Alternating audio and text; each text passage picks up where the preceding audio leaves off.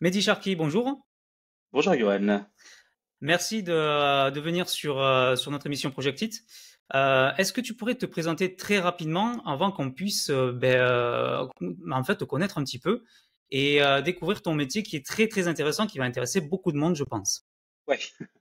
Écoute, d'abord merci à toi pour l'invitation, Johan. C'est un réel plaisir d'être là pour parler, voilà, pour parler de projets en cybersécurité. Je m'appelle Mehdi, j'ai 30 ans. Voilà, donc la trentaine depuis peu, voilà, ça fait encore un peu mal, mais on s'adapte. Alors moi, je suis chef de projet en cybersécurité, en freelance, et aujourd'hui, je travaille principalement pour des grandes, pour des GE, pour des grandes entreprises. D'accord. Ça fait combien de temps que tu fais ce métier? Tu as combien d'années d'expérience à peu près? Globalement, sur la cybersécurité, 8 ans, 4 dans la gestion de projet, dans la gestion et coordination de projet. D'accord. Et donc avant de faire ce métier-là, qu'est-ce que tu as fait auparavant? Parce que enfin, faut en vouloir quand même pour aller dans la cybersécurité, faut se faire du mal un petit peu. Sachant qu'il y a vraiment une notion à la fois il faut analyser les risques et en fait essayer d'en trouver le plus possible, d'en laisser passer le moins possible, notamment au travers des menaces. Donc c'est quand même une vocation. Et qu'est-ce qui t'a en fait amené à faire ce métier-là? Par quoi tu es passé avant de devenir chef de projet dans la cybersécurité? Ouais, effectivement. Effectivement, c'est un métier qui est un peu, on va dire, sous tension et a pas, enfin, pas mal de visibilité là-dessus. Moi, j'ai un parcours, disons, assez classique. J'ai eu mon bac S à Casablanca, au Maroc, hein, c'est là où je suis né. J'ai enchaîné sur une école d'ingénieur à Lille. Voilà, donc je suis passé de la mer à la neige, hein. Je te laisse imaginer le choc thermique. Et ensuite, côté pro, moi, au final, j'ai un parcours qui est vraiment, vraiment pur cyber. J'ai commencé sur une activité plutôt technique dans la cybersécurité. Je faisais des développements, de l'intégration de solutions de cybersécurité. C'était chez le Crédit Agricole, une banque prestigieuse qu'on connaît tous. J'y ai pas mal évolué, puis je suis passé lead tech. Voilà, c'était pendant 3 ans. Et il se trouve que déjà j'ai accroché avec le domaine. J'ai vraiment bien aimé le contexte cyber parce que c'est vraiment en fait, c'est un domaine qui évolue très vite, où en fait les menaces elles évoluent tous les jours. Et entre la maturité cyber qu'on avait il y a quelques années et aujourd'hui, et qu'on aura demain, voilà, on sait que ça va continuer à évoluer. Donc, faut toujours rester à la page, faut toujours se documenter, etc. Et c'est quelque chose que moi j'ai bien aimé, qui stimule, qui est pas mal stimulant. Euh, et voilà, donc juste après ce passage un peu technique, le contact humain me manquait. Je commençais à voir aussi le plafond de verre de l'évolution, euh, sachant qu'en plus enfin voilà, j'étais lead tech. J'ai bifurqué vers le fonctionnel, d'abord en tant que coordinateur d'une équipe de réponse à incidents de cybersécurité. Donc là, voilà, globalement, c'est un peu les pompiers de service dans une entreprise qui interviennent quand il y a le feu, quand il y a un incident cyber, que ça soit à 3 heures du matin, ou, voilà, donc peu importe en fait le contexte. Et mon rôle était d'être la passerelle entre l'équipe qui répond aux incidents cyber, les partenaires et les consommateurs de ce service-là. Donc D'accord. voilà, c'était à peu près ma première expérience on va dire, euh, dans le fonctionnel. Et pour finir, je suis passé chef de projet cybersécurité, que je continue à faire aujourd'hui. Et donc, j'intervenais chez des clients grands comptes, Crédit Agricole, Suez, etc., sur vraiment ce qu'on appelle aujourd'hui le SOC, donc sur tout ce qui est lié à la détection et la réponse aux incidents de cybersécurité. D'accord. Faisons un point complet sur la partie Crédit Agricole, puisque c'est là où tu as le passé le plus de temps, si je ne me trompe pas. Donc, quelles étaient tes missions concrètement? Quel a été ton périmètre à la fois d'intervention, mais aussi peut-être au niveau stratégique? Est-ce on t'a placé sur des zones où il a fallu que tu donnes ton avis, que tu mettes en place peut-être des recommandations? tout en devant, évidemment, intervenir techniquement. Est-ce que Ouais. tu peux nous Hmm. expliquer le contexte? Bah, globalement, Crédit Agricole, c'était ma première mission, là où j'étais enfin, j'étais principalement technique. J'étais plutôt dans l'exécution. Donc en fait, j'appliquais euh, euh, globalement, enfin pour expliquer un peu le contexte dans lequel je travaille dans ce qu'on appelle le SOC, hein. C'est un service qu'on retrouve aujourd'hui dans les grandes entreprises, toutes les grandes entreprises, une bonne partie des ETI, quelques PME. Et le SOC, c'est un service, un centre de coût en fait, qui a pour but de prévenir et détecter les attaques informatiques et les comportements suspects. D'accord? Donc voilà, on est sur un centre de coût. Le SOC et la cyber en général d'ailleurs n'a pas vocation à gagner de l'argent, mais plutôt d'éviter à l'entreprise d'en perdre. Euh, donc au sein du Crédit Agricole, moi mon but au sein de ce SOC, c'était d'implémenter en fait, comment dire, c'était d'implémenter techniquement des mesures de couverture de risque qui ont été prises. Euh, Comment ça se passe? Il y a un assessment des analyses de risque qui se font pour se dire, OK, on est dans tel secteur, tel contexte. Enfin, je vulgarise un peu, mais voilà, on est la banque, on a des risques de fraude, on a des risques d'attaque par tel truc, par tel groupe d'attaquants, machin. Et derrière, moi, mon but, c'était de récupérer toutes ces recommandations et toutes ces mesures de risque auxquelles il faut faire attention et de transformer ça en règles de détection euh, qui vont en fait nous alerter les équipes quand ce- un comportement ou ce risque-là va se produire. On va dire cette analyse qui est faite, vous êtes purement dans ce qu'on appelle de l'AMDEC. Vous faites à la fois une démarche d'analyse autant sur la fréquence sur laquelle le risque puisse arriver, son impact, mais aussi les niveaux de détectabilité que vous avez. Et en fonction de cette analyse, vous mettez en place des solutions qui sont en fait qui rentrent dans un plan, hein, de mise en place de gestion de risque. Et quand en fait ces risques apparaissent, si jamais ils apparaissent évidemment, vous déployez l'ensemble des solutions sur lesquelles vous avez en fait réfléchi au préalable. C'est ça. En fait, les solutions, elles sont généralement on les déploie en amont. C'est-à-dire que on va déployer des solutions type des solutions assez classiques. Enfin, celle la plus connue, ça va être par exemple l'antivirus sur les postes. Mais quand dans un contexte d'une entreprise, on a les pare-feux pour protéger les réseaux. On a le proxy euh, euh, pour protéger la navigation web. On a les outils de sécurisation de la messagerie. On a l'Active Directory pour gérer les comptes d'une entreprise, gérer les identités.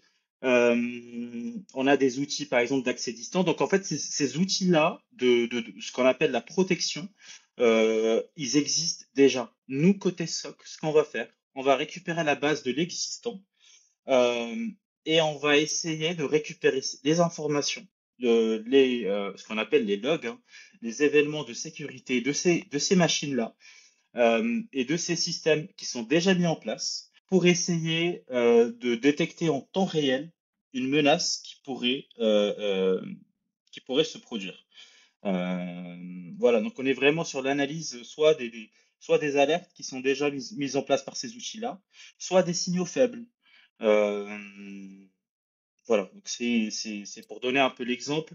Tu as une maison et tu veux en fait et tu vas mettre en place des outils classiques. Tu vas mettre enfin, une porte blindée. Tu vas mettre une fenêtre, etc. avec les bonnes serrures, etc.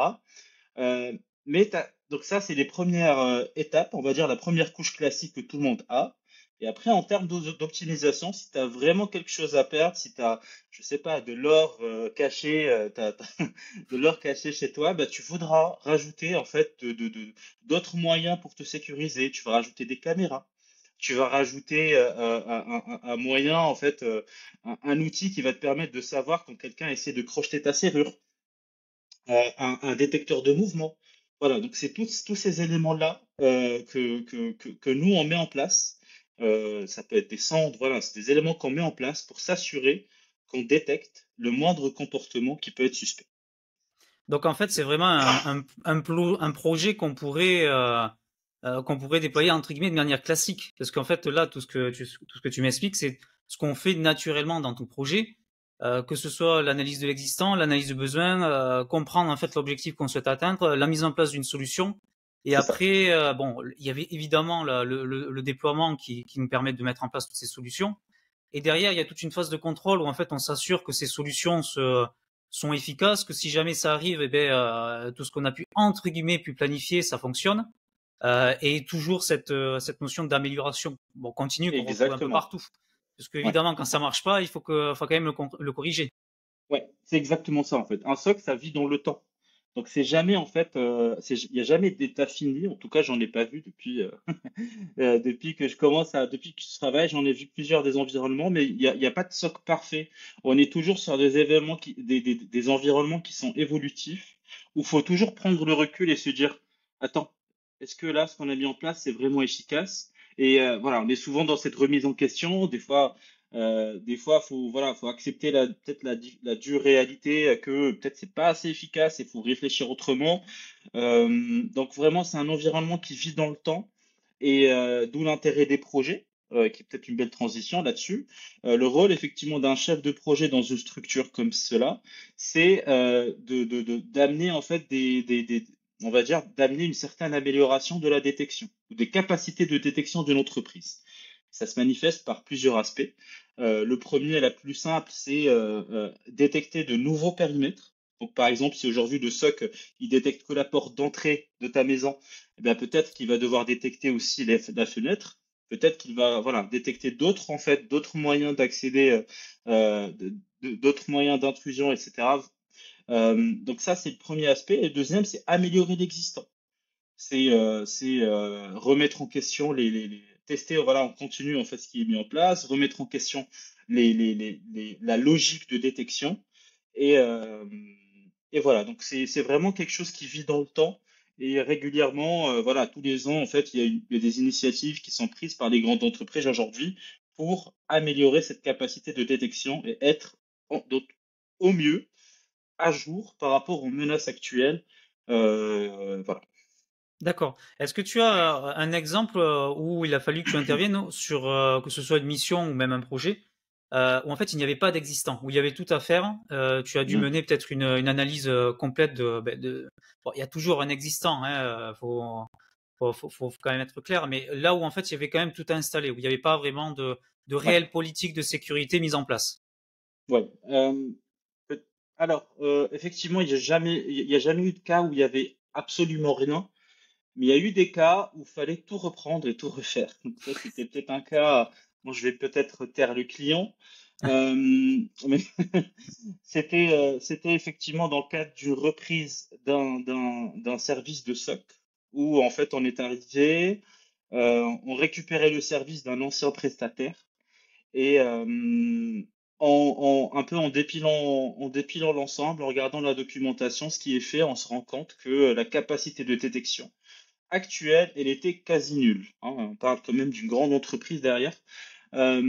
Et donc, elle était quasi nulle. On était sur des systèmes de protection qui étaient en place. Tout se passe bien, c'est à tes portes. Mais derrière, on détecte pas grand-chose.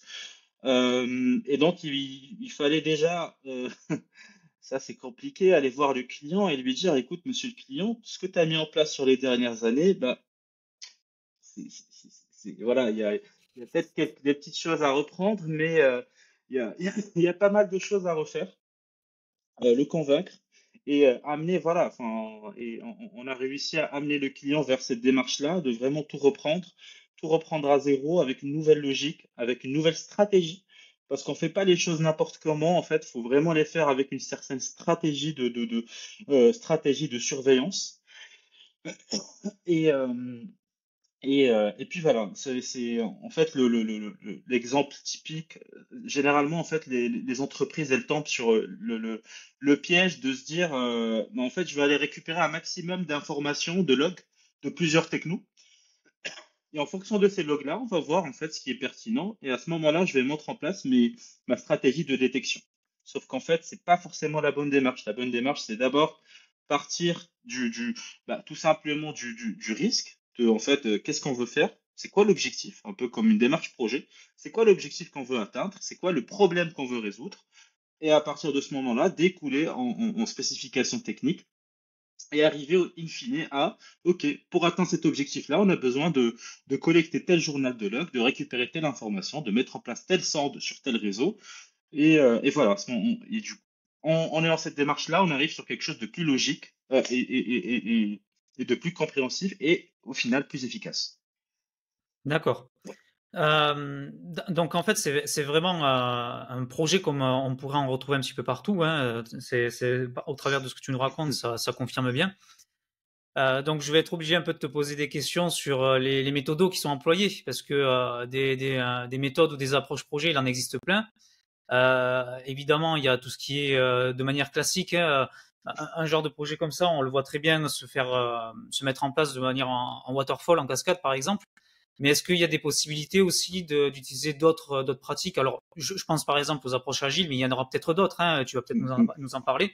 Parce que comme tu nous disais, il y a cette amélioration continue de ce qu'on a mis en place, mais il y a quand même un aspect très fort entre guillemets, de prévision, de planification. Parce qu'en fait, là, on ne peut pas se permettre d'être dans le purement adaptatif, de se dire, bon, ben, on va attendre que le risque arrive, et nous, derrière, on corrige. Non, là, il faut quand même anticiper un maximum.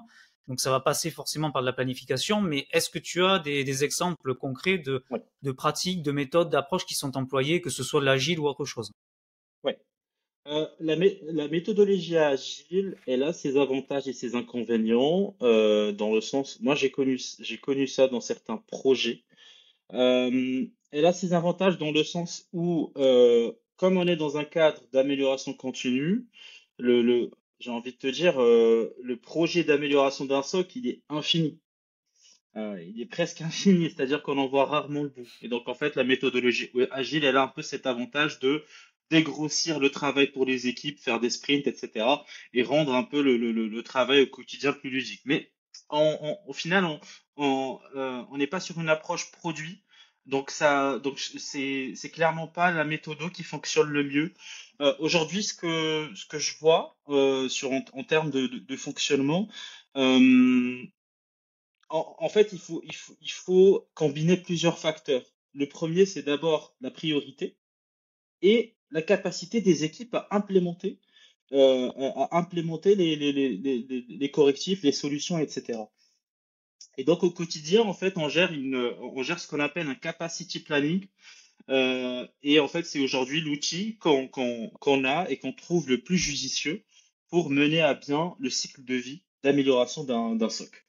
Donc, voilà. Donc, en fait, si je comprends bien, hein, Mhm. en fait, votre produit, entre guillemets, c'est votre SOC, plus toute la partie politique, hein, la mise en place de la sécurité dans vos projets. Il y a en fait ces phases d'amélioration continue qui en fait suivent en fait le cycle naturel de vie du produit. Mais par contre, vous avez tout prédéfini au préalable, parce qu'en fait votre socle lui il vit, ok, mais il se base sur quelque chose qui a déjà été établi auparavant, c'est ça. Ouais, mais enfin, en fait, pour, c'est une question intéressante. Aujourd'hui, on n'est pas sur une approche produit, on est sur une approche service rendu. C'est-à-dire que les produits qu'on a au sein du SOC et les outils qu'on a au sein du SOC technique, les outils de sécurité, c'est des outils qui sont infogérés et qui sont, on va dire, utilisés uniquement et principalement, on va dire, par le SOC.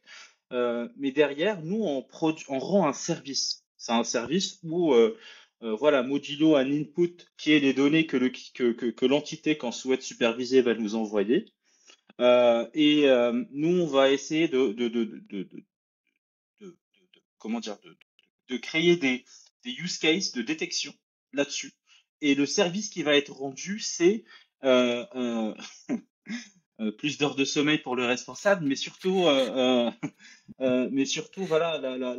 rassurer, on va dire, l'entité ou le product owner ou derrière, voilà, le responsable de l'application ou de l'infra, que tel périmètre est supervisé et que en fait, il sera avec un process derrière de comment vont être gérés les incidents de sécurité. Donc en fait, on a toute, voilà, on essaie l'objectif, voilà, c'est ça. En fait, on essaie de prévenir au maximum, c'est-à-dire que nous, on va pas faire les autruches, on va avoir cette approche risque, d'accord? Donc par exemple, tu as une application exposée sur Internet, je sais pas, l'application B2C pour tes clients. Le risque, c'est que potentiellement cette application euh, peut tomber en panne. Qu'est-ce qui va se passer si elle tombe en panne? Nous, on va prendre le postulat qu'elle, voilà, elle tombe en panne, elle n'est plus accessible. L'impact, c'est plusieurs millions, voilà, parce que du coup, enfin, tes utilisateurs, ils peuvent plus y accéder, ils peuvent plus, je sais pas, supposons que c'est Amazon, ils peuvent plus acheter. Il y a un impact, mais derrière, quel est le process de réponse pour rétablir le service au maximum, au plus vite, et surtout assesser le risque pour éviter qu'il y ait soit une aggravation, soit un impact. Vraiment, on va être dans cette phase-là de, on prend on va dire, on va prendre tout, tout en charge pour décharger mentalement les gens du business pour qu'ils puissent, eux, se concentrer sur leur activité de tous les jours, qui est de ramener de l'argent et nous faire vivre. Et derrière, nous, le centre de coût, de prendre cette charge mentale, eux, sécuriser l'applicatif ou l'infra. Hmm. Donc, en fait, vous avez si je peux vulgariser, une sorte de boîte à outils qui vous permet, en fait, dedans, vous piochez dedans.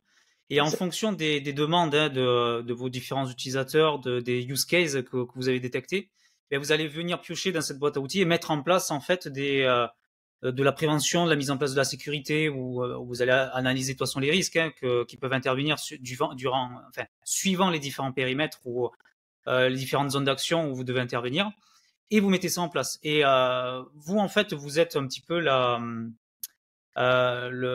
béquille en fait sur laquelle les gens du business se reposent parce que oui, eux, ils ont eux aussi leur demande. Ils doivent gérer, s'ils sont dans le domaine applicatif, comme tu disais, ben, créer l'application par exemple, hein, ou Hmm. faire en sorte que leurs clients puissent utiliser l'application.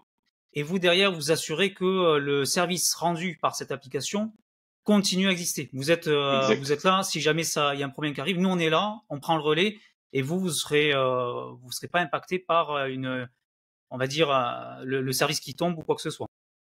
Et c'est un peu ça l'idée. Alors nous, on peut pas garantir, comme la sécurité zéro n'existe pas, nous, on peut pas garantir qu'en fait, que voilà, on garantit pas une disponibilité à 100%. Mais nous, en fait, en tout cas, le service qui est rendu, le rôle est de jouer un peu sur les trois piliers, on va dire, de la cybersécurité, hein. C'est vraiment la confidentialité des données, l'intégrité de la donnée, c'est-à-dire qu'il n'y ait pas de changement, etc. Et la disponibilité. Donc ça, c'est vraiment, et un quatrième aspect, c'est la traçabilité, bien sûr, mais ça, c'est vraiment le DICT, c'est les quatre éléments sur lesquels c'est les piliers de la sécurité, et c'est sur lesquels nous, on va intervenir. Euh, côté, c'est pas vraiment une boîte à outils, par contre, c'est plutôt un service qui va tourner généralement, il tourne en 24/7. Mais c'est un service qui va tourner, qui va être au maximum automatisé pour que les équipes, ouais, c'est pas du travail répétitif de voilà, attends, je vais aller chercher machin. On essaie toujours d'automatiser au maximum pour être alerté par la machine. Donc on n'est pas alerté par un humain, on est alerté par une machine qui va détecter un comportement suspect. Nous, on va juste mettre en place les bons mécanismes pour qu'on soit alerté au bon moment. Voilà, D'accord. donc par exemple, enfin, j'aime bien donner cet exemple-là parce que ça parle à tout le monde, mais crocheter une serrure, je vais pas t'alerter à chaque fois qu'il y a quelqu'un qui va venir et qui va mettre une fausse clé sur la porte de ta maison. Et par contre, s'il y a trois ou cinq ou 10 tentatives de clés avec quelqu'un qui essaye avec un Ouais. tournevis et machin, à ce moment-là, je vais t'alerter. Peut-être qu'il n'a pas réussi à rentrer dans la maison, mais on détecte qu'il y a une tentative d'intrusion. Et donc là, on va essayer d'alerter rapidement pour que les bonnes mesures soient prises pour éviter qu'au final ça se produise. D'accord. Ok. Donc, dans la mise en place de en fait, de ces outils qui vous permettent à la fois de détecter quand un comportement suspect apparaît et ensuite de le traiter. Comment ça se passe? Qu'est-ce que le SOC en fait décide comment en fait il le décide déjà? et qu'est-ce qu'il peut mettre en place pour, de manière technique ou même en termes de politique de sécurité pour pouvoir traiter ce genre de, en fait, d'événements. Côté applicatif, c'est ça? Ouais, par exemple côté Ouais. applicatif ou même côté matériel, hein, parce qu'on sait très bien Hmm. qu'on peut sécuriser au niveau du matériel. Il n'y a pas que le côté application. D'accord. Côté applicatif, il y a effectivement, côté SOC, en fait, on détecte au final que ce que l'application ou le matériel nous envoie. Donc, si derrière, côté applicatif, dans les développements, ils n'ont pas mis en place une stratégie d'événement, c'est-à-dire de générer des logs quand il y a un accès, quand il y a telle opération, s'il n'y a pas s'il n'y a pas ça, le SOC derrière ne peut pas travailler. Donc c'est vraiment ça on va dire le déclencheur, c'est vraiment ça le prérequis, c'est qu'il y ait déjà ces événements de sécurité qui sont générés par l'application. Sur des enfin, on va dire sur des équipements de sécurité assez connus, type les pare-feux, les proxys, des technos type Fortinet, Checkpoint, c'est des choses qui sont préconçues, qui sont déjà faites par le fabricant, ils sont assez matures pour le faire. Et généralement sur les applications qui sont custom, faites en interne, bon, généralement c'est dans les prérequis, c'est pas toujours fait, c'est pas toujours bien fait. Et donc vraiment c'est cet élément-là qui est important, de bien tracer les événements, de bien les identifier pour que derrière les services de détection et de réponse puissent en fait, voilà, puissent travailler sereinement. Mm. D'accord. Par rapport à ce que tu viens de nous dire, on se rend compte qu'en fait, vous allez travailler avec l'ensemble des équipes informatiques dans une entreprise. Et en fait, vous, comme je pense la plupart des équipes, vous dépendez aussi peut-être de la DSI et d'un RSI aussi, évidemment. Mhm. Euh, Comment ça se passe pour cette partie-là au niveau de la collaboration avec les équipes qui sont dans d'autres services? On peut parler des développeurs évidemment, mais il y a aussi la partie infra ou la partie réseau, hein. Ouais. Comment en fait vous collaborez? Comment vous essayez de vous synchroniser pour faire en sorte que la politique de sécurité que vous voulez mettre en place, elle soit mise en place efficacement? Ah, euh, bon, c'est beaucoup plus simple de se synchroniser avec les équipes infra qu'avec les équipes du business. Côté business, alors côté business, le SOC, ou on va dire la cybersécurité, elle intervient toujours en fin de chaîne. Elle intervient rarement en début de chaîne. Il y a des efforts qui sont faits pour des initiatives pour ce qu'on appelle l'intégration de la sécurité dans les projets, parce qu'au final, la sécurité, elle doit être in design, mais en fait, tout le monde n'est pas conscient de ça. Et donc, forcément, lorsque le SOC est déclenché en fin de chaîne, on se retrouve un peu, bah, voilà, on n'a pas suivi le projet, ça a pas forcément été pensé pour la sécurité derrière, et donc on peut pas faire grand-chose. Donc voilà, c'est un peu plus compliqué que côté applicatif. Côté infra, euh, comme généralement on travaille, enfin les équipes infra vont travailler sur des systèmes et des technologies assez classiques. On réinvente pas la roue généralement. Donc, c'est un peu plus simple de travailler avec eux. On est sur des choses qui sont déjà, enfin, on va dire, vues et revues, des modes de collecte de données, etc., qui sont assez classiques.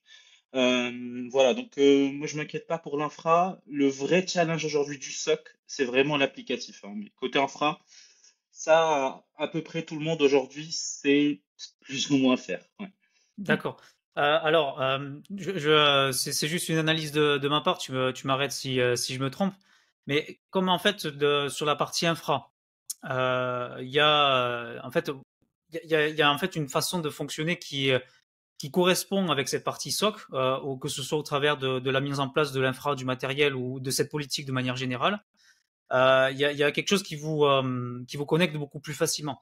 Sur la Mm. partie applicative, que ce soit le développement d'une application, quand on essaie de la rendre disponible aux utilisateurs, comme on est en fait sur une démarche produit qui est un petit peu différente, on fonctionne pas forcément de la même façon, on ne construit pas de la même façon qu'un SOC Mm. ou même une partie infra, ce qui Mm. fait que en fait ces deux approches n'arrivent pas forcément à communiquer ensemble. Est-ce que c'est Mm. peut-être par rapport à ça ou est-ce que de ton avis c'est à cause d'autre chose?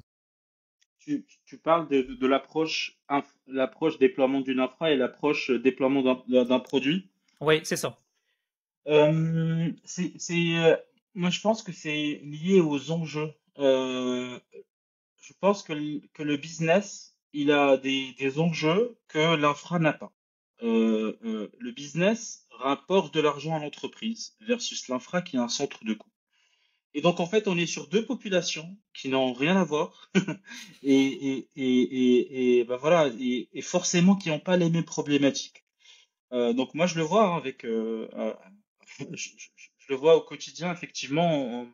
Enfin, effectivement, quand ton enjeu, c'est de ramener du business à l'entreprise, t'as pas le même recul. Pour toi, la cybersécurité, c'est optionnel. Alors que quand tu es un centre de coût, c'est une ligne budgétaire qui est prévue. Donc, voilà, c'est un peu plus. Une fois que c'est décidé, une fois que le DSI il est en raccord avec le RSSI, ça c'est très important. Quand le DSI et le RSI sont synchronisés, travaillent ensemble, enfin, généralement, voilà, ce qui en découle, c'est une bonne collaboration entre les équipes. Euh, voilà, le RSI et le DSI ils sont rarement en synchro avec les gens du business. Donc, voilà, pour moi, c'est ce qui fait la complexité et la différence de travailler avec ces deux univers, j'ai envie de dire. Voilà. D'accord. Alors, j'entends parfaitement quand tu parles des gens du business. Donc, on est vraiment sur le domaine où le produit va rapporter de la valeur. Cependant, il y a même dans cette thématique-là, dans cette partie-là, il y a différents types, catégories de population. Il y aura toujours les gens qui sont vraiment très proches du client, mais il y a aussi la partie, par exemple, développement, la partie technique, la partie ingénierie, qui eux, en fait, avec qui vous auriez beaucoup plus de facilité pour discuter. Mm. En fait, comment ça se passe avec cette partie-là de la partie business, on va dire, Mm. qui sont plus proches de la technique et avec qui vous auriez plus de facilité à communiquer? Je vois. Euh, je vais te poser la question autrement. Si tu as le choix tu veux aller d'un point A à un point B, tu as le choix entre un chemin simple et un chemin un peu plus périlleux, faut passer par des obstacles, etc. Machin, ça coûte plus cher, ça prend plus de temps. Mais au final, par rapport à tes objectifs, le résultat est le même. Tu vas choisir quel chemin? Tu connais la réponse. Tu vas choisir le plus simple. Tu vas rarement choisir le chemin le plus compliqué.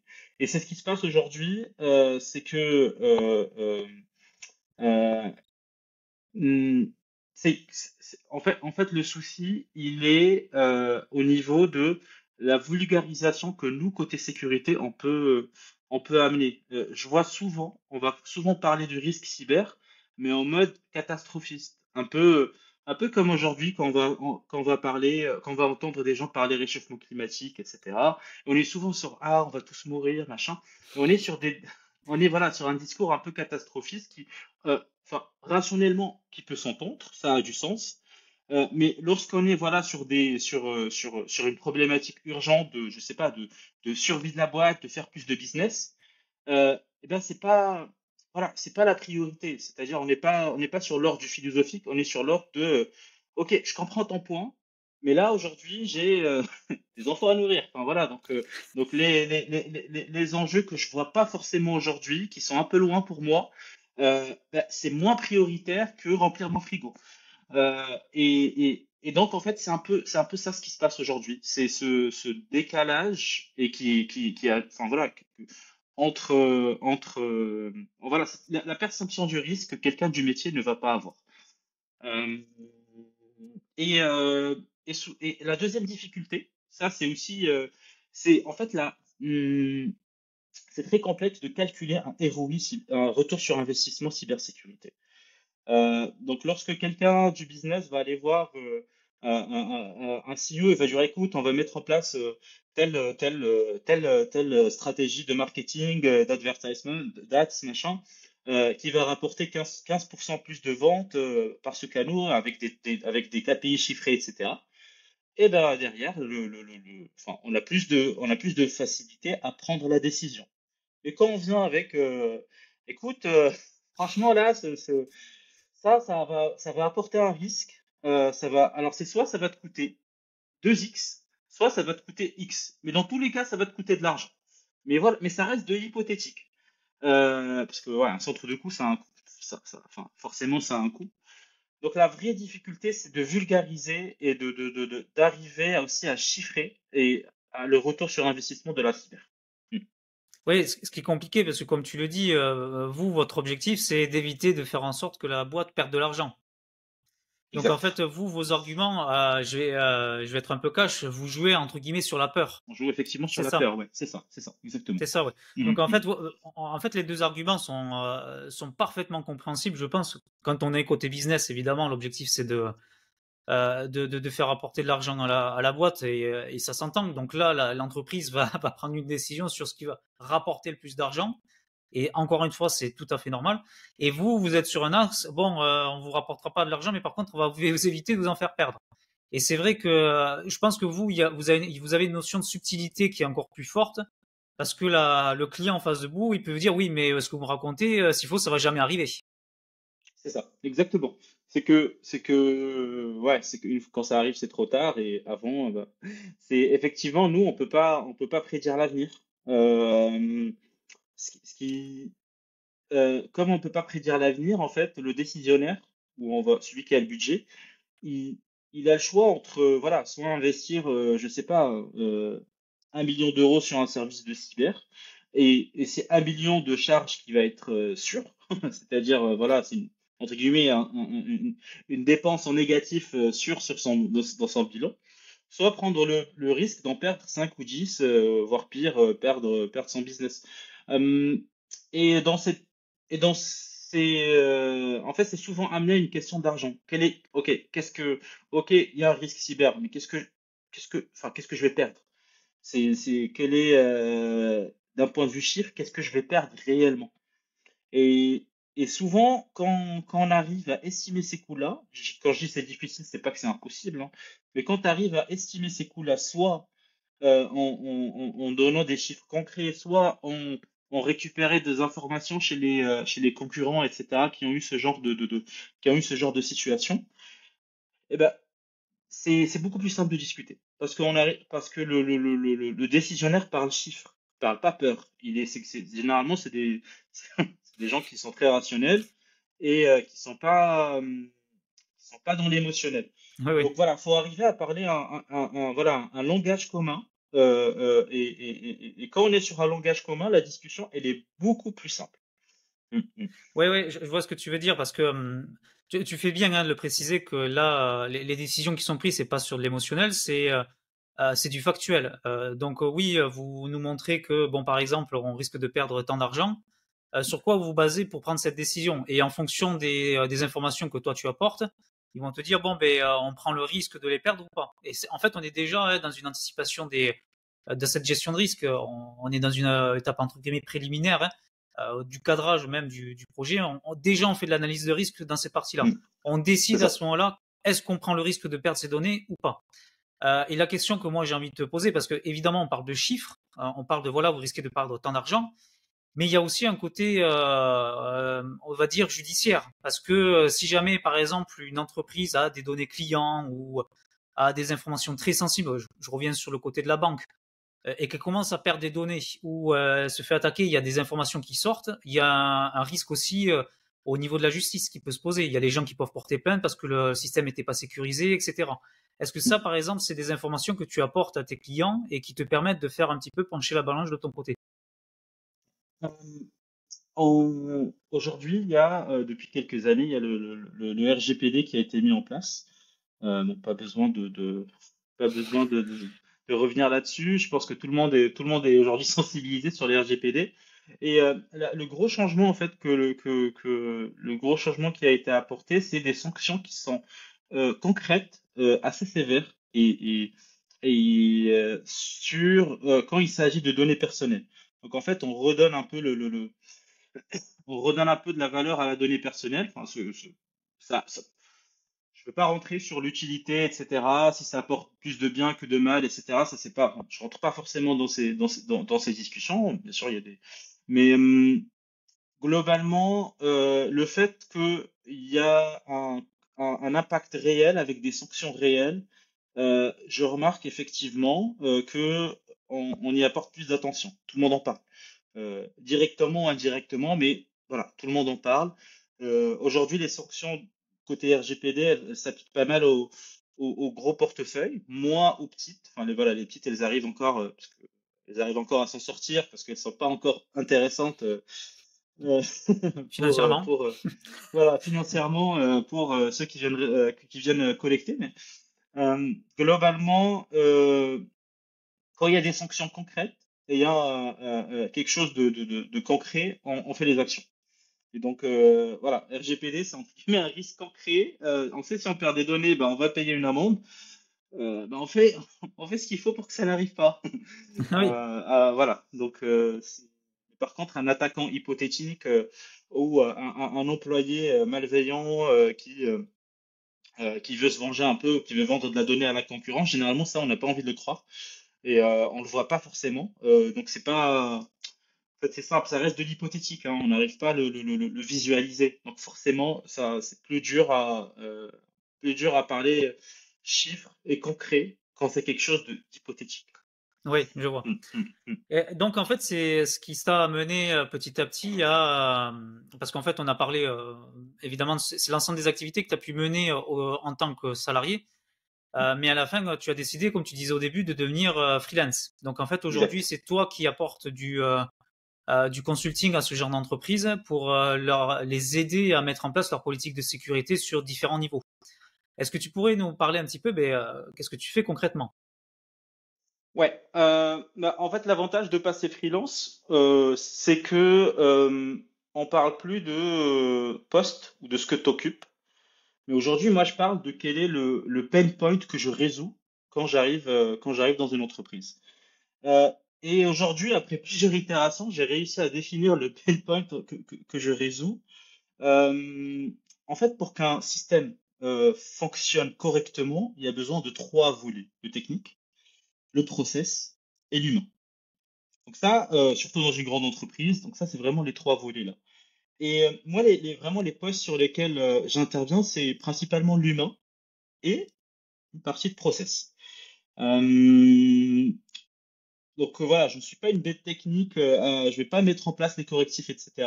Moi, ce que je vais faire, c'est m'assurer que le service qu'on propose, il est et que, enfin, que les consommateurs sont satisfaits du service qu'on propose, qu'il n'y a pas de frustration.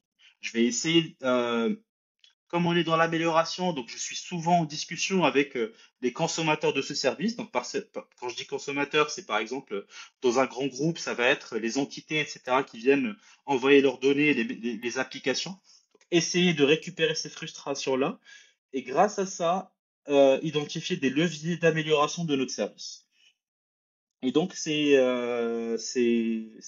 donc voilà, c'est un peu ça le pain point que je résous dans c'est d'apporter un peu ce côté humain, ce côté lien, contact humain avec avec les différentes parties prenantes de ce service-là. Donc ça demande beaucoup de relationnel, ça demande de voir les gens régulièrement, de boire des cafés, etc., de faire des cafés visio maintenant depuis le confinement, depuis 2020. Mais voilà, donc ça demande vraiment de garder ce lien-là, ce relationnel, avec des gens qui sont généralement très chargés, donc c'est pas forcément la priorité, rarement. Et voilà.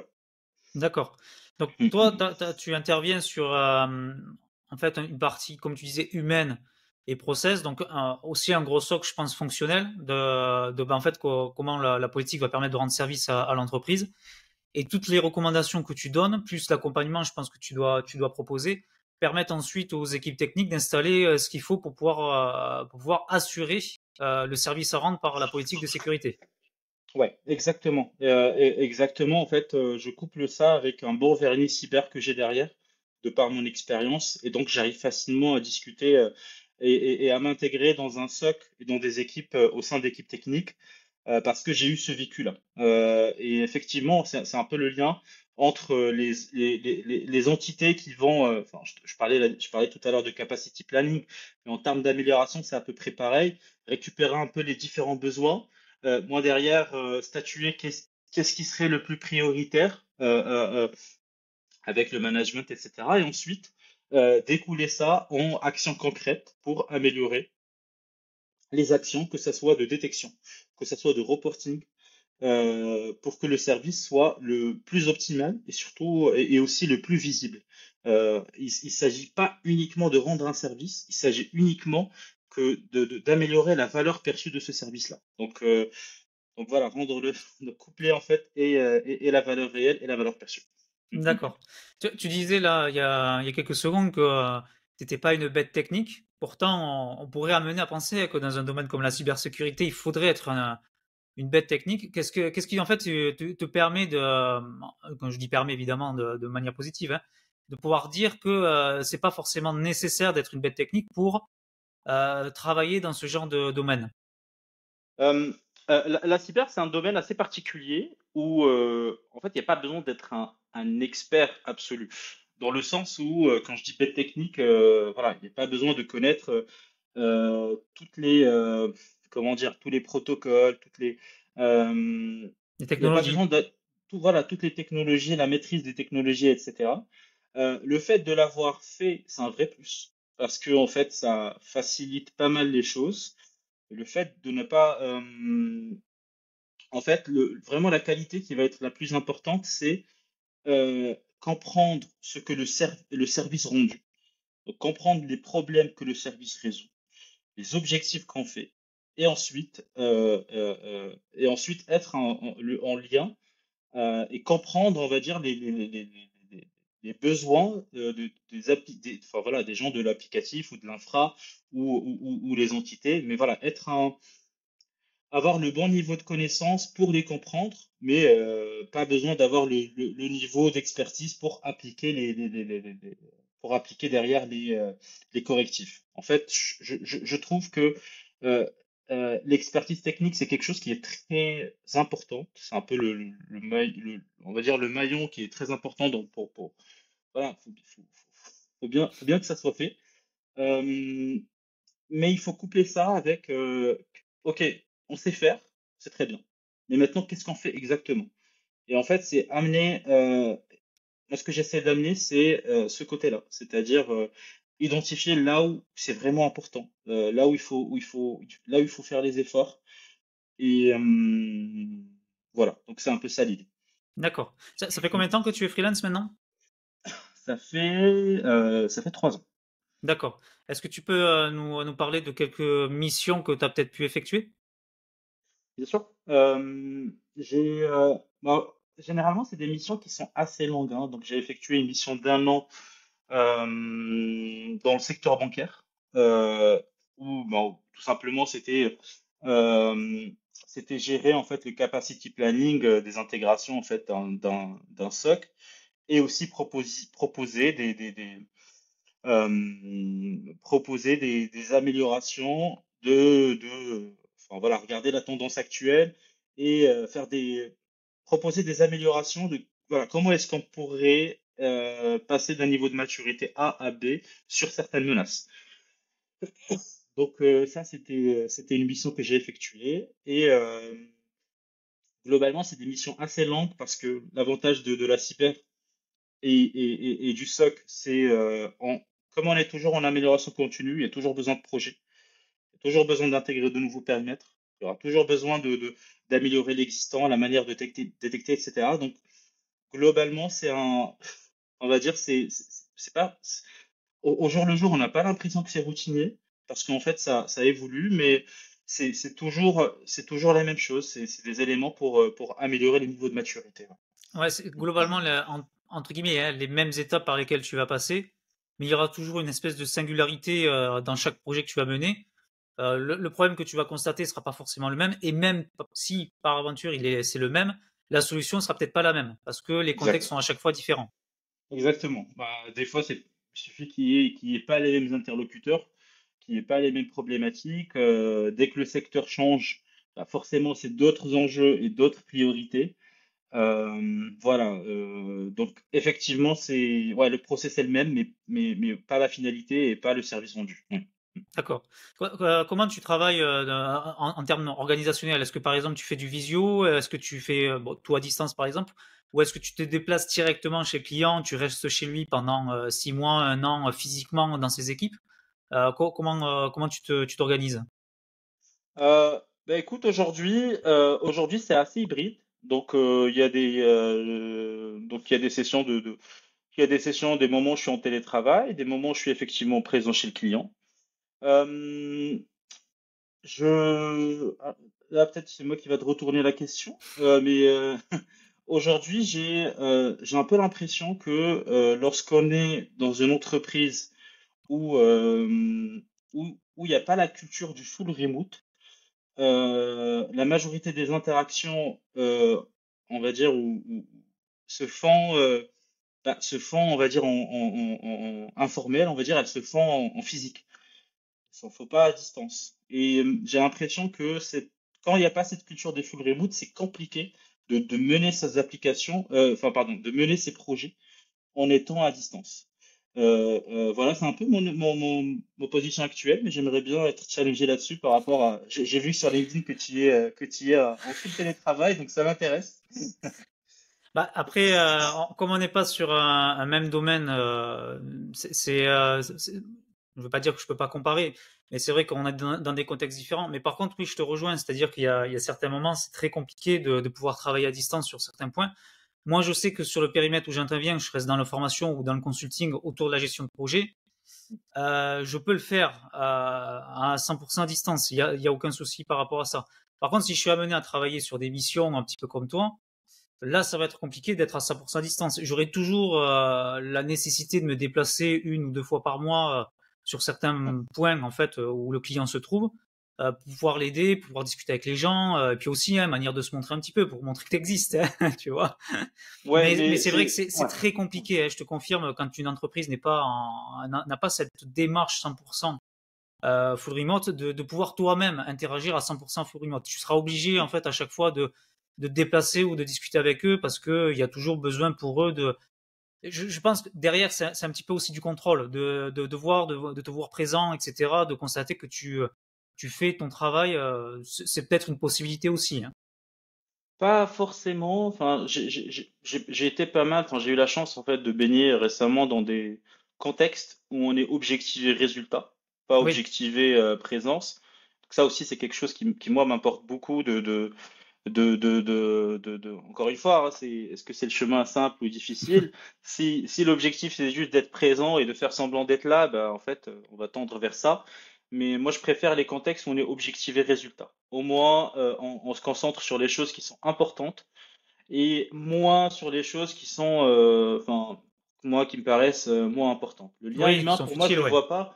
Ouais, c'est ça. Le lien humain, je le vois pas comme un moyen de contrôle, mais enfin, en tant que chef de projet, je le vois aussi comme un moyen de rencontrer les gens et de créer un lien. Et le lien, tu le crées, enfin, tu le crées moins, enfin, tu peux le créer aussi avec des cafés visio, etc. Mais tu crées quand tu parles en fait de sujets perso avec ton équipe, hein, Oui. avec avec voilà les personnes avec qui tu travailles au quotidien. Et voilà, donc il y a ce besoin, et je trouve ça sympa aussi, hein, mais il y a ce besoin d'être présent et voilà, de rencontrer les personnes. Mais effectivement, tu as raison, il n'y a pas besoin que ça se fasse toutes les semaines. Ça peut se faire. Ouais, ça peut se faire une fois par mois, comme tu dis. Voilà, tu vas, tu bloques ton agenda, tu vois toutes les personnes que tu as envie de voir. Mais puis voilà. Ouais. Mm. Mais, oui, oui, moi je suis d'accord avec toi. C'est-à-dire il y a toujours besoin de ce contact humain, ça c'est sûr. Et pourtant, moi j'ai des clients, je les ai jamais vus. C'est-à-dire que Mm. moi j'interviens beaucoup sur les écoles.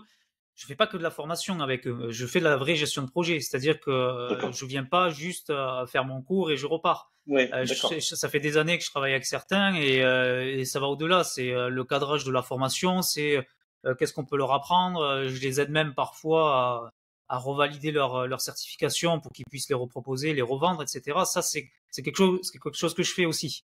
Donc ça va au-delà hein, de la partie Mm. purement D'accord. formateur. D'accord. Et Mhm. pourtant, je les ai jamais vus. C'est-à-dire que physiquement, je me suis jamais déplacé chez eux parce qu'il n'y a jamais eu la Ouais. Mm. nécessité pour moi, hein, et Je pour eux pense, non plus. je pense que la différence, c'est que le contexte que moi j'ai vu, c'est principalement des grandes entreprises. Pour Oui, la majorité des CAC 40, on est sur c'est des ça. grosses structures, hein. Quand je te parle d'un SOC, on est sur 20 à 35 personnes, rien que le SOC. Et voilà, donc il y a quand même plusieurs parties prenantes. Forcément, voilà, forcément, enfin,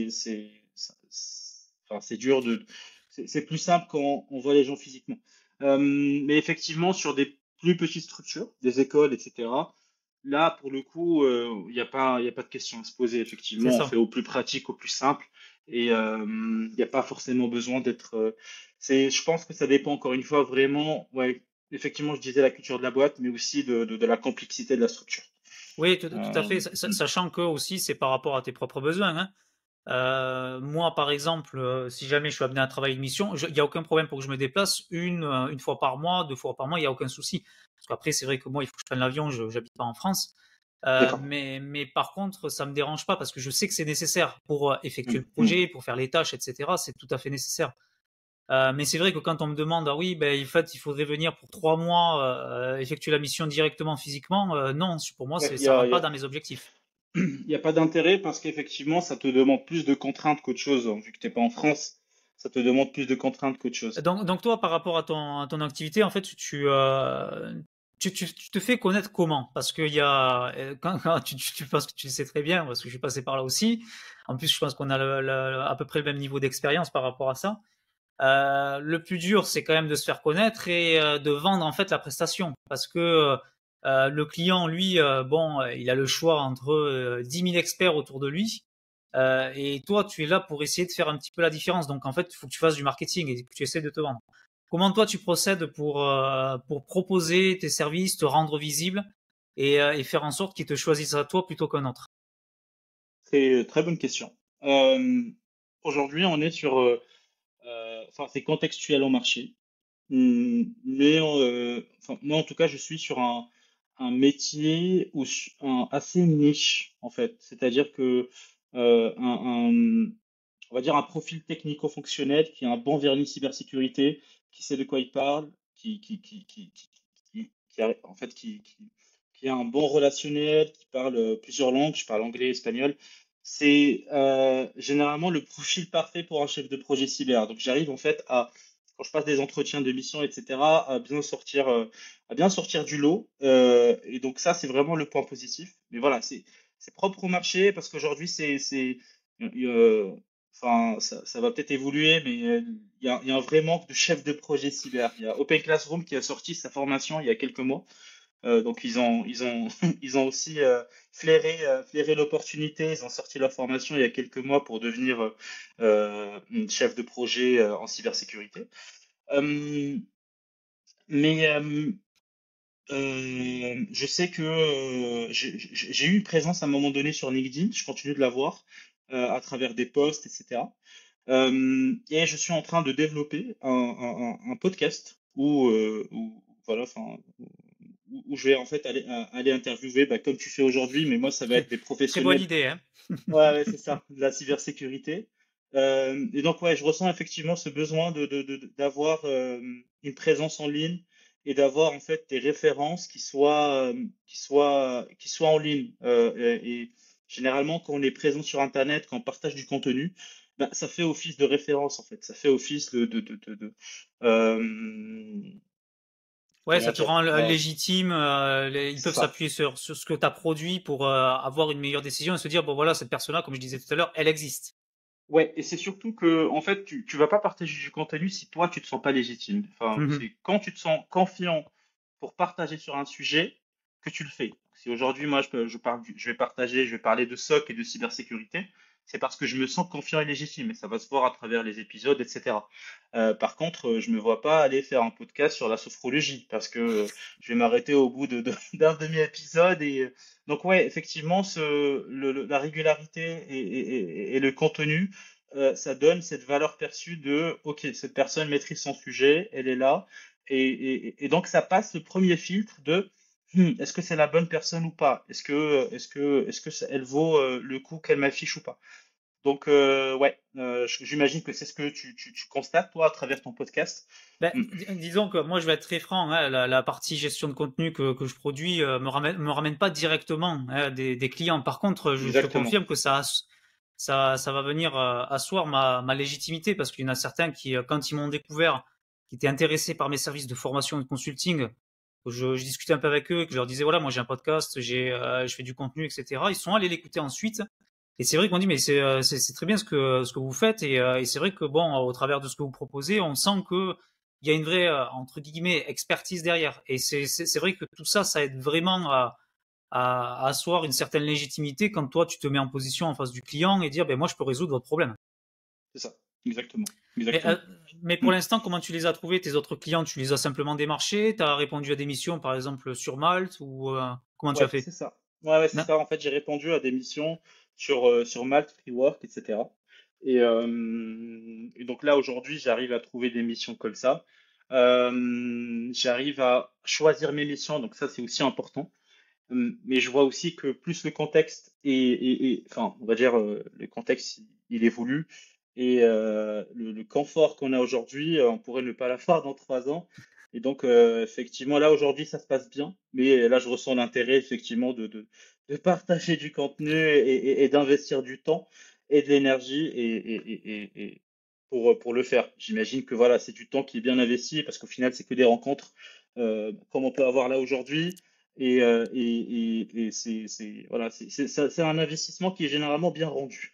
Oui, parce qu'en plus, ça, je vais pouvoir te le confirmer, quand tu crées ce genre de contenu, toi-même, tu gagnes en expertise. Par exemple, le podcast qu'on est en train d'enregistrer tous les deux, il me sert autant à moi que toi, il peut te servir. Clairement, Parce que clairement. moi, j'apprends des choses, je Mm, peux mm, potentiellement aussi t'apprendre des choses.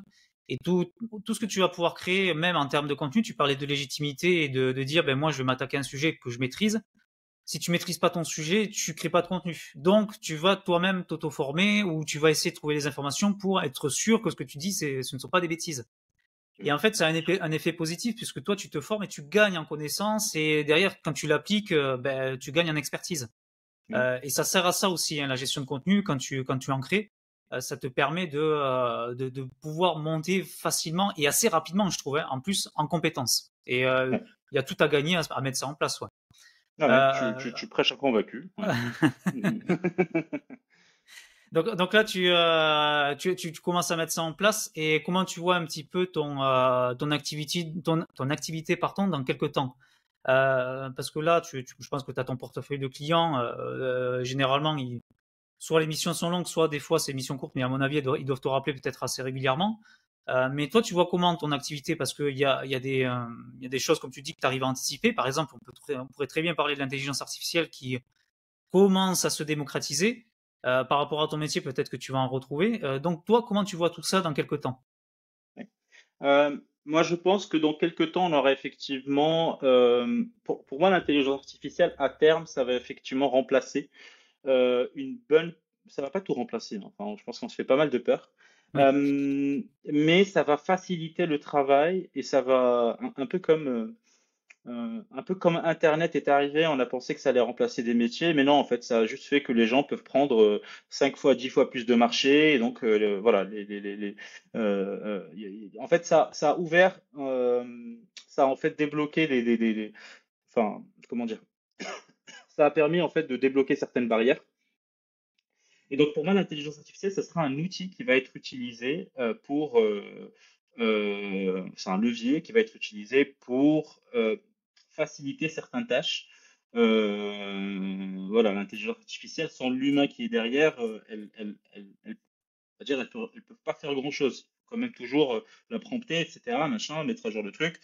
Donc voilà. Mais je pense que l'évolution que ça va avoir, c'est que la barrière à l'entrée sur pas mal de domaines va être, on va dire, détruite. Donc il y aura de plus en plus d'acteurs qui vont se lancer dans d'autres domaines, hein. Enfin, je sais pas, par exemple, aujourd'hui, Adidas pourrait très bien se lancer dans la cybersécurité ou voilà, enfin, parce que du coup, le levier capital et risque, il sera beaucoup moindre. Euh, donc c'est un peu ça l'idée. Je pense que le marché il sera de plus en plus concurrentiel.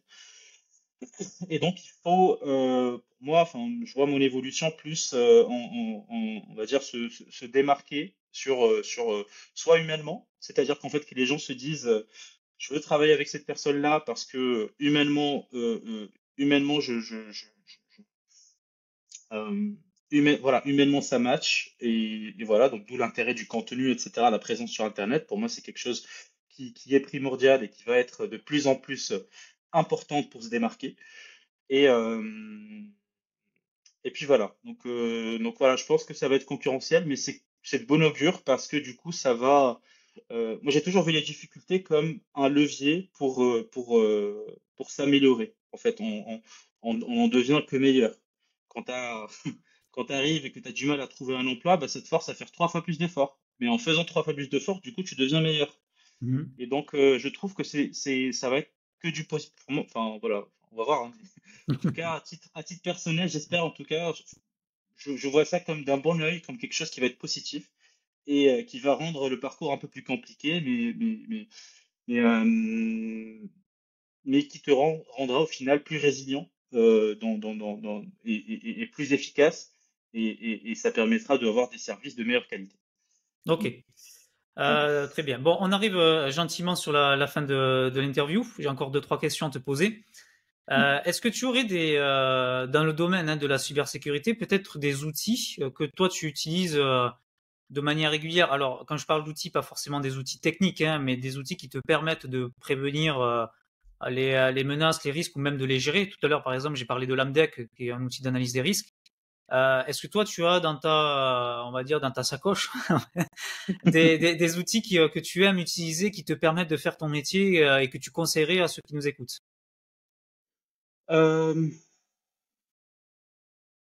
hmm, je vois pas forcément d'outils. Il y a peut-être des méthodologies. La méthodologie peut-être EBIOS-RM, bon, c'est peut-être aussi un outil en fait qui permet d'analyser les risques. Et ouais, je conseille fortement en fait d'utiliser une méthodologie qui est présente sur le marché euh, pour on va dire pour analyser les risques propres à son entreprise, si on parle de ça. Après, enfin, il n'y a pas d'outils spécifiques, hein. Quand on parle de gestion de projet cyber, on est sur des outils enfin, on va dire de la justice, enfin, outils de cyber classiques, hein, les planeurs, les Trello, les Jira, etc. On n'est pas forcément sur quelque chose de spécifique. Mais voilà, enfin, s'il faut en garder un, je parlerai d'Ebios RM pour l'analyse de risque. Hmm. Est-ce que tu peux nous expliquer très rapidement ce que c'est? Ouais, ouais, clairement. Donc, le fondement de la cybersécurité, ça se fait une fois qu'on a analysé les risques. Donc, une fois qu'on a défini que pour tel secteur, telle boîte, voilà les risques qui incombent, voilà les risques prioritaires qui doivent être traités. On est, enfin, donc, on va être plus être sur de la priorisation de risques euh, plutôt que tous les combler parce que voilà, donc on va généralement essayer et pour identifier les risques à impact et les risques forts, il y a des méthodologies et la méthodologie EBIOS RM qui est développée par l'ANSSI en collaboration avec l'ANSSI, c'est l'Agence nationale de sécurité des systèmes d'information. La méthode EBIOS RM qui est pardon, validée par l'ANSSI permet justement d'identifier ces risques-là et de travailler dessus. Voilà, c'est vraiment pour faire un peu une sorte de bilan de ces risques enfin, c'est une première base de travail. Est-ce que tu aurais peut-être un dernier conseil à donner à ceux qui nous écoutent, qui pourraient éventuellement se diriger vers la cybersécurité? Euh,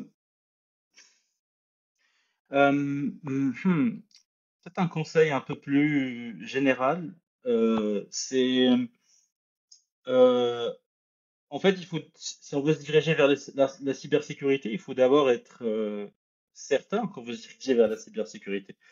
Et y aller parce que on se sent bien dans dans cet environnement et pas uniquement parce que c'est peut-être une opportunité aujourd'hui. Donc un conseil un peu général, c'est trouver son monopole personnel. Il y a un livre que j'aime beaucoup, c'est celui de Naval Ravikant, l'almanach de Naval Ravikant. Et, euh, et un de ses enseignements, enfin, Naval Ravikant, qui est un entrepreneur américain, qui a été early investor dans pas mal de boîtes, type Uber, etc. Un de ces enseignements que moi j'ai bien aimé et que j'essaie, enfin c'est un peu ma mantra, mais c'est vraiment trouver ce monopole personnel, c'est-à-dire ce micro-marché où en fait, grâce à tes qualités intrinsèques, personnelles, tu arriveras à être on va dire tu arriveras à rendre soit le meilleur service, soit avoir le meilleur produit. Parce que c'est toi, parce que ça te représente. Donc, ouais, ça va être un conseil un peu plus général, mais trouver son monopole personnel, plutôt que toujours aller chercher l'objet brillant, etc., ou les secteurs qui est tendance, machin, l'IA, la cyber, le truc, la crypto, voilà. Donc, c'est plus concentré sur. La réponse, elle vient souvent de soi, elle vient pas de l'extérieur. Ah, Très bien. Ben, écoute, Mehdi, je te remercie beaucoup de ta participation. merci à toi, Johan. Et puis, j'espère qu'on se reverra très rapidement pour reparler de cybersécurité. C'était un plaisir, Johan. Merci à Merci. toi. À très bientôt. Au revoir.